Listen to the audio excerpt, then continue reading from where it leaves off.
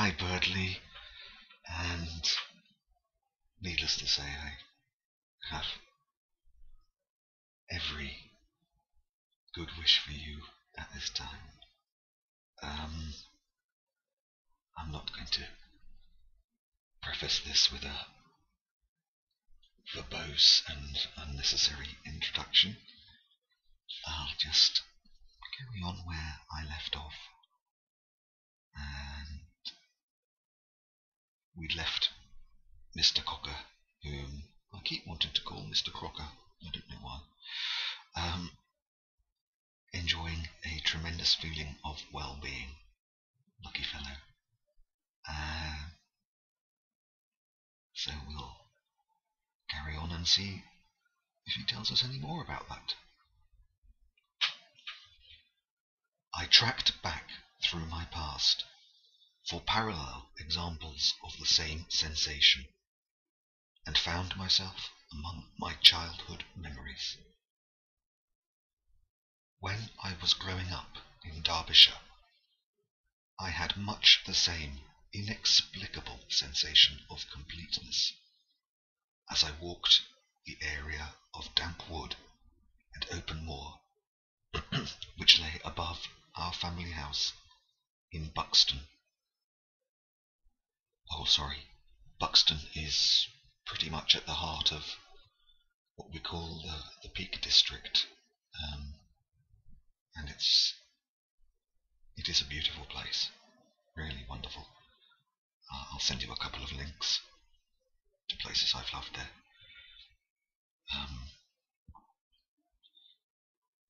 He says again, I always refer to the site by the name of the road on which we lived. But perhaps there was a larger symbolism to that unconscious choice. When writing down my bird sightings for the place in my notebook, it was always Lightwood.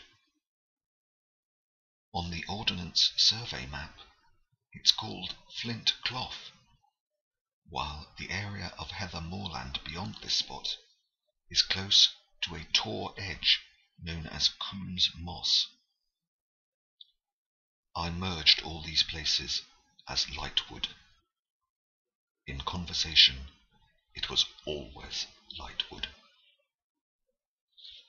Lightwood was mine, yet I didn't so much feel ownership.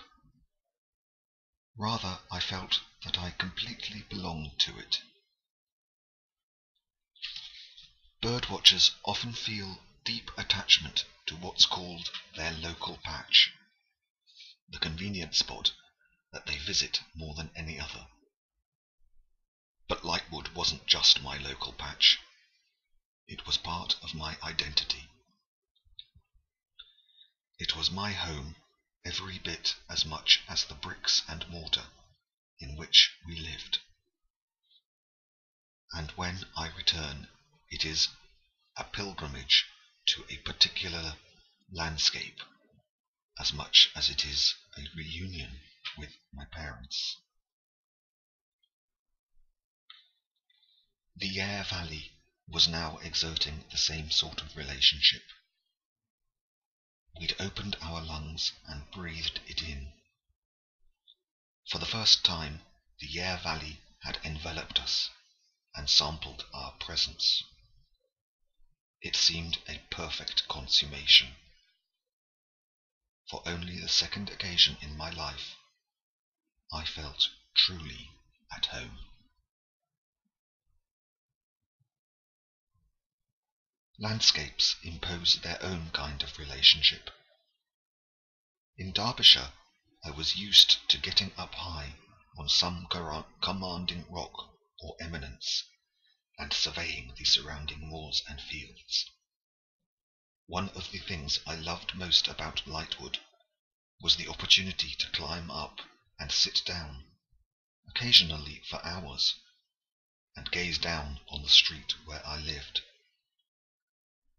Reduced to the dimensions of a toy, our house and its interior world of childhood preoccupations were placed in their true perspective. It was as if I could see my life from a great height. It brought a strange feeling of power over its trivial affairs. Yare Valley demanded a massive adjustment. There are no dramatic contours in this place, aside from its fantastical levelness. You may know that one of the things about Norfolk that is geographically famous is its flatness. For the naturalist, it imposes a different mode of operation. In the Yare, I've got used to scanning the great sweep of flat country and watching things at range. Unimpeded views have come to compensate for the greater distance. I ceased to be concerned with fine detail, or being near to things. Instead, it is the length of observations that counts. Since the creature I am watching has nowhere to disappear to, what determines the duration is my own attention span. I've learnt to be patient and to wait for things to come to me. I set up my telescope and sit in the same place, so that it feels like, well, it is, a kind of ornithological fishing.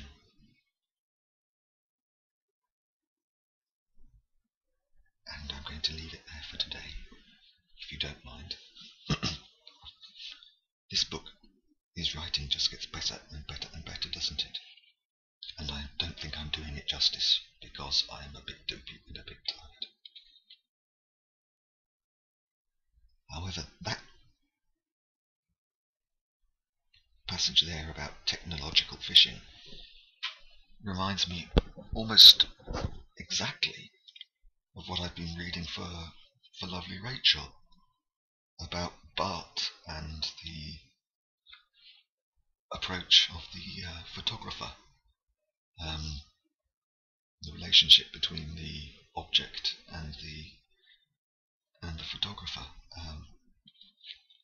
Needless to say, it's slightly better written and more comprehensible than Bart. I might read that for Rachel. If I get in touch with her, I hope I do. And I hope I get in touch with you as well. Yeah, I think that's it. Thank you for asking this. I'm going to continue with it. We're now on page 18, I think. Yes, 18. Right. I'll go and sort my life out and take care of yourself. All my best wishes.